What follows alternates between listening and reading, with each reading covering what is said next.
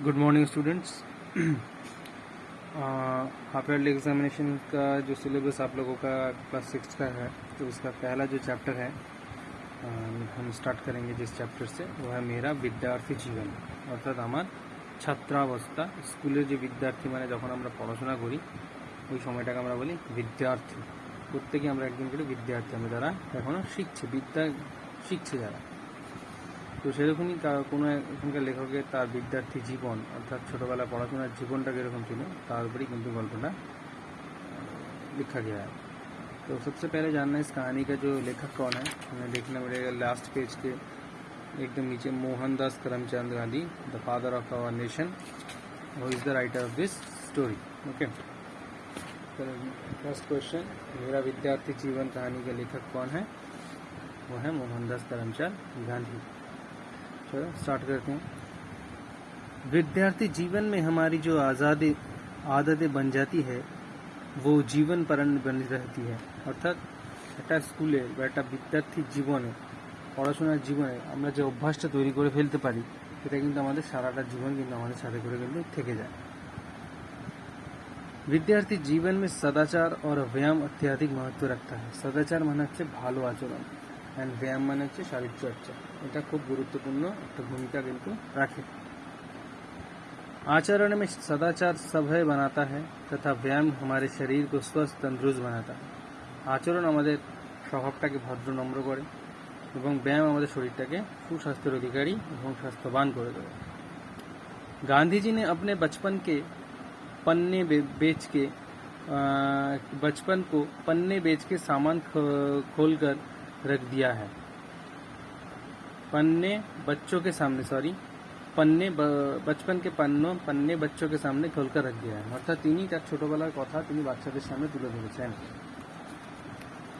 वो हमें माता पिता की सेवा, सैर करना, निजी भाषा से प्रेम, सुंदर लिखाई के लिए भी प्रेरित करते हैं। তার লেখা থেকে আমরা কি পেয়েছি? বাবা মাকে কী করে ভালোবাসতে হয়, বাবা মার সেবা করতে হয়, নিজের ভাষার প্রতি কী করে ভালোবাসা রাখতে হয় এবং নিজের লেখা কী করে আরও ভালো করতে হয়, সবটাই কিন্তু তিনি বলেছেন।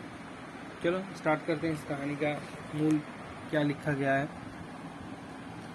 हाई स्कूल में मैं मूर्ख नहीं माना जाता था। हाई स्कूले আমি मूर्ख ছিলাম না।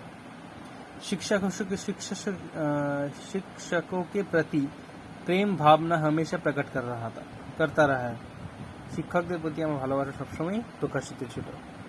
हर साल माता पिता के विद्यार्थी की पढ़ाई तथा चाल चलन के संबंध में प्रमाण पत्र भेजे जाते थे। अर्थात स्कूले বা বিদ্যালয়ে সারা বছরের যে তোমার স্বভাব আচার আচরণ সমস্ত কিছু নিয়ে বাবা মাকে একটা করে কি পাঠানো হতো, নোট পাঠানো হতো বা একটা রেজাল্ট পাঠানো হতো। এটা আমরা স্কুলের ক্লাসে পরীক্ষা দেওয়ার পাই, প্রত্যেকবার গার্জিয়ানকে দেওয়া হয় प्रमाण पत्र। उनमें कभी मेरे चाल चलन की शिकायत नहीं की गई। সেখানে কিন্তু আমার আচার আচরণ নিয়ে কোনোদিন কিন্তু কোনো অভিযোগ ছিল না। दूसरे दर्जे के बाद तो इनाम भी पाए और 5वीं तथा 6ठी दर्जे में तो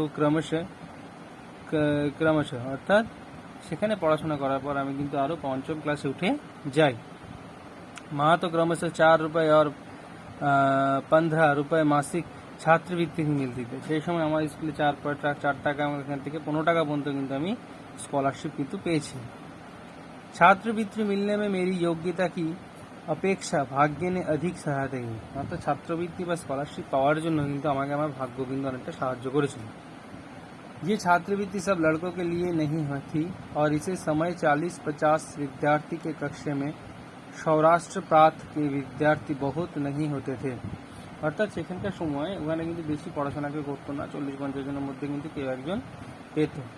ঠিক আছে, একটা দেশের নাম করা আছে যে সৌরাষ্ট্র বলে একটা জায়গায়, যেখানে কিন্তু বিদ্যার্থী বা পড়াশোনা জানা লোকজন কিন্তু অনেক কম। नेक्स्ट पैरा, अपनी तरह से ही मुझे याद आता है कि मैं अपने को बहुत योग्य नहीं समझता था। আমি নিজেকে বেশি যোগ্যবান মনে করতাম না। इनाम अथवा छात्रवृत्ति मिलती तो मुझे आश्चर्य होता था।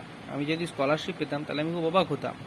परंतु हाँ, अपने आचरण के मुझे बड़ा ख्याल रखना रहता है, কিন্তু নিজের আচরণ সম্পর্কে কিন্তু আমি যথেষ্ট সাবধান ছিলাম বা যথেষ্ট সোচ্চার ছিলাম। सदाचार में यदि चूक होती तो मुझे रोना आ जाता। আমার ভালো আচার আচরণে যদি কোনোদিন কোনো ভুল হতো আমি কিন্তু কাহিনে খেলতাম।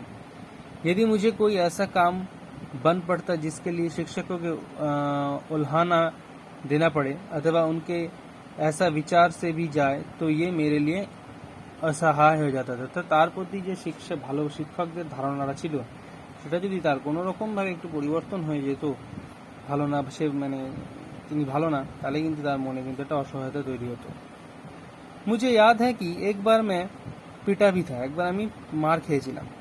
मुझे इस बात का दुख ना हुआ कि मैं पिटा, किंतु इस बात का बहुत दुख हुआ कि मैं सब्जी एडलजी गामी हेडमास्टर थे, গিমি হেডমাস্টার थे, যিনি ছিলেন আমাদের প্রধান শিক্ষক বা হেডমাস্টার ছিলেন, তার কাছে আমি কিন্তু মার খেয়েছিলাম। मैं फुट फुट कर रोया, আমি কিন্তু কেঁদেছিলাম। ये घटना पहले अथवा दूसरे कक्षा की है, এটা প্রথম ক্লাস 2 এর ঘটনা। उस समय সবজি এডলজি মিমি হেডমাস্টার দেওয়া হচ্ছে, লাইনটা একটু আগে পরে হয়ে গেছে। সেই সময় হেডমাস্টার ছিলেন, এনার নামটা মনে রাখতে হবে, সবজি এডলজি গিমি। वो अनुशासन प्रिय थे, তিনি প্রচন্ড মানে শাসন রাখতেন। अनुशासन के नियमों का पालन करवाते थे, नियम প্রচন্ড নিয়ম মাফিক তিনি পালন করতে বলতেন। विधि पूर्वक काम करते और काम लेते थे, पढ़ाई अच्छी कराते। তিনি পড়াশোনা ভালো করার জন্য সময় তিনি সবসময় নিতেন। उन्होंने उच्च दर्जे की विद्यार्थी को लिए व्यायाम क्रिकेट आदि अनिवार्य कर दिया था, তিনি ভালো ছেলেমেয়েদের জন্য তিনি ব্যায়াম ক্রিকেট সমস্ত কিছু ব্যবস্থা কিন্তু করে দিয়েছিলেন। मेरा जी खेल में लगा था, আমার মন তো খেলায় ব্যস্ত। अनिवार्य होने के पहले मैं व्यायाम क्रिकेट फुटबॉल में भाग लेने के कभी नहीं जाता था, আমি ফুটবল ক্রিকেটে কোনো রকমে অংশগ্রহণ করতে যেতাম না। अनजाने में मेरी झुपून भी एक कारण था, अनजाने में मेरी झुम्पन भी एक कारण था, तो संकोच बोध ছিল আমার একটা। अब मैं देखता हूँ कि व्यायाम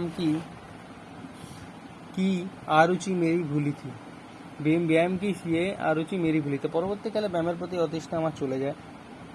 उस समय पर मेरे ऐसे गलत विचार थे कि व्यायाम को शिक्षा के साथ कोई संबंध नहीं था, তার আমার ধারণা ছিল যে ব্যায়ামের সঙ্গে শিক্ষার কোনো ব্যবস্থা নেই, কিন্তু শিক্ষা व्यायाम दे आर कोरिलेटेड। पीछे जाकर मैंने समझा कि व्यायाम अथवा शारीरिक शिक्षा के लिए भी विद्याधन में उतना ही স্থান होना चाहिए, অর্থাৎ পড়াশোনা ভালো হলে তবেই তাদের শারীরিক শিক্ষা করা উচিত বলে তার ধারণা ছিল, जितना मानसिक शिक्षा का, যেটা মানসিকভাবে হয়। फिर भी मुझे कहना चाहिए कि कसरत में जान से मुझे कोई नुकसान नहीं होता, व्यायाम করলে আমার কোনো ক্ষতি হচ্ছিল না। इसका कारण है, पुस्तकों में मैंने पढ़ा था कि खुले हवा में घूमना अच्छा होता है, যে পরিষ্কার মুক্ত বাতাসে ঘোরা কিন্তু ভালো। ये मुझे पसंद आया और तभी घूमने जाने की मुझे आदत पड़ गई, এবং তারপরেই কিন্তু আমি ঘুরতে যাওয়ার অভ্যাস শুরু করলাম, जो अब तक है, যেটা এখনো আছে। घूमना भी एक प्रकार एक व्यायाम है और इस कारण मेरा शरीर थोड़ा बहुत सुगठित हो गया, ঘোরাটাও কিন্তু একটা ব্যায়াম, এবং যার জন্য কিন্তু আমার শরীর কিন্তু যথেষ্টভাবে কিন্তু সুগঠিত কিন্তু আছে। अरुचि का दूसरा कारण क्या था? पिताजी के सेवा शुश्रूषा करने की तीव्र इच्छा ছিল, বাবার ইচ্ছে ছিল আমি যেন ডাক্তার হই, সেবা শুশ্রূষা করি। स्कूल बंद होते कि तुरंत घर पहुंचकर उनकी सेवा में जुट जाता, संगे संगे स्कूल बंद हो থাকলে তার সেবায় আমি যেতাম। जब व्यायाम अनिवार्य कर दिया तब इस सेवा में बिंदु उपस्थित होने लगा, এই সেবাতেও কিন্তু আমি কিন্তু আস্তে আস্তে उपस्थित হওয়ার জন্য কিন্তু বাধা আসতে শুরু করলো, विघ्न उपस्थित होने लगा। मैंने अनुरोध किया था कि पिताजी की सेवा करने के लिए व्यायाम से मुक्ति मिलना चाहिए, परंतु गीमी साहब क्या कर मुक्ति देने लगे, क्यों कर की मुक्ति देने लगे, অর্থাৎ বললেন যে কোনো কিছু করতে গেলে, সেবা করতে গেলে ব্যায়াম করা দরকার, ব্যায়াম করলে শরীর মন ভালো থাকবে, কিন্তু তাদের স্কুলে যে হেডমাস্টার গিমি সাহেব তিনি এটা মুক্তি দিতে মুক্তি কি আদৌ দেবেন, এফডি তোমাদের থাকবে আজকে।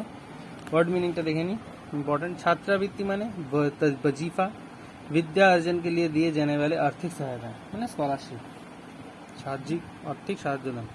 आचरण माने व्यवहार, असहाय माने जो সহানে যে থেকে যে সহ্য করতে পারে না, বিধিপূর্বক মানে নিয়মকে অনুশাসন নিয়মে কঠিন হয়ে যায়।